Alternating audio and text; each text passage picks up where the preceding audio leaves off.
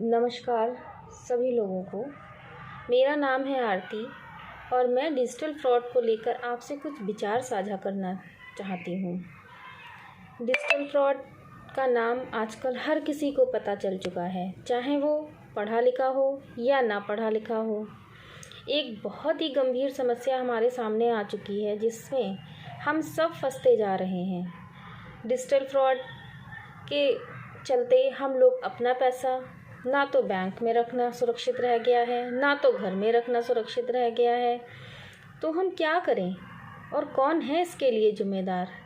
Digital fraud को लेकर सरकार की क्या जिम्मेदारी बनती है? मैं इंदिरापुरम गाज़ियाबाद में रहती हूँ। ये वीडियो मैंने इसलिए बनाया कि हाल ही में अभी 1 महीना भी नहीं हुआ है, हमारे इंदिरापुरम के ही कुछ लोगों के साथ, जिसमें सीनियर सिटीजन्स भी हैं, उनके साथ डिजिटल फ्रॉड हुआ जिसमें उनकी गाड़ी कमाई मिनटों में रातों रात चली गई। उसमें सीनियर सिटीजन, रिटायर्ड पर्सन और कुछ यंगस्टर्स भी थे जो कि अब बहुत ज़्यादा परेशान हैं कि अब वो क्या करें। आर्थिक स्थिति जो अच्छी थी वो अब बुरी हो चुकी है। मुझे ऐसा लगता है कि कहीं ना कहीं इन सब चीज़ों के लिए सरकार जिम्मेदार है और उसे अपनी जिम्मेदारी लेनी चाहिए। जो लोग इसके पीड़ित हैं वो इसकी भरपाई करें, क्योंकि डिजिटल फ्रॉड कौन कर रहा है? कोई अनपढ़ तो कर नहीं लेगा। जो पढ़ा लिखा है, बीटेक एमटेक कर चुका है, जिसको बहुत ज़्यादा जानकारी है, जो टेक्नोलॉजी का पूरा ज्ञान रखते हैं, वही कर सकते हैं ये सब कुछ। ऐसे लोग जब पढ़ लिख लेते हैं, डिग्री मिल जाती है, सब कुछ मिल जाता है, उनकी मेहनत का जब कोई पॉजिटिव रिजल्ट नहीं आता है तो हमारा यंगस्टर नेगेटिव रास्तों पे चल पड़ता है। बेरोज़गारी की समस्या बढ़ती ही जा रही है। सरकार अपने ही झूठे वादे करती है कि हाँ हम ये करेंगे वो करेंगे, लेकिन क्या हो रहा है? कुछ नहीं हो रहा है। फिर उसके बाद दूसरी चीज़ ये है कि जिनके साथ फ्रॉड हुआ है तो क्या वो भी कुछ गलत ही करेंगे? उनको लगेगा कि अब हम क्या करें? अच्छी घर के रहने वाले लोग ठेले तो लगाएंगे नहीं, कुछ छोटा मोटा काम तो करेंगे नहीं, वो भी अपना दिमाग फतूल में ही लगाएंगे। तो दो तरफा नुकसान हो रहा है और आम आदमी बिल्कुल डरा हुआ रहता है। उसे समझ में नहीं आता कि हम किसी लिंक को टच नहीं कर रहे हैं, किसी ओटीपी को शेयर नहीं कर रहे हैं।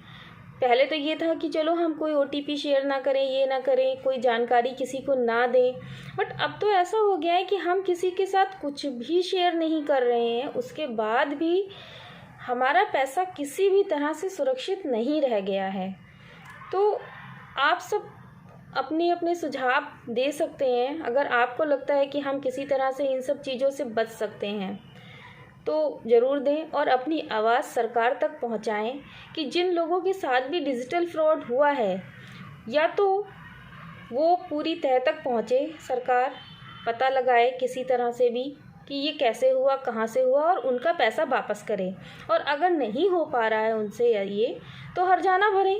भाई हमने कोई क्राइम नहीं किया, हमने कुछ नहीं किया, हमने अपने घर का दरवाज़ा खुला नहीं छोड़ा। आपके कहने से ही कि हाँ पैसे को बैंक में रखिए, इसमें रखिए, उसमें रखिए, मैंने रखा और रातों रात हमारी कमाई उड़ गई। कौन जिम्मेदार है? बेरोज़गारी का कारण मैं नहीं हूँ, सरकार है। हम आप नहीं हैं, सरकार है। सरकार क्या कर रही है? क्राइम किसी न किसी रूप में बढ़ता ही जा रहा है। भ्रष्टाचार तो था ही था और इस तरह के क्राइम की उम्मीद इतनी ज़्यादा तो नहीं थी किसी को। आप सब लोग इस बात से अगर सहमत हैं तो कमेंट बॉक्स में अपने विचार ज़रूर साझा करें। आपको कौन लगता है कि इन सब चीज़ों की जो गतिविधियां बढ़ रही हैं, नेगेटिव गतिविधियां, उनके लिए कौन जिम्मेदार है और हम क्या कर सकते हैं? हम किस तरह से आवाज़ अपनी सरकार तक पहुंचा सकते हैं? मैं राष्ट्रीय धारक दल की सदस्य हूं और मुझे लगता है कि राष्ट्रीय धारक दल के जो एजेंडे हैं वो बहुत ही सटीक हैं और उन्हें देश में लागू करना ही चाहिए सरकार को। राष्ट्रीय धारक दल आगे बढ़े ना बढ़े, पर उसके एजेंडे आगे बढ़ने ही चाहिए। नमस्कार।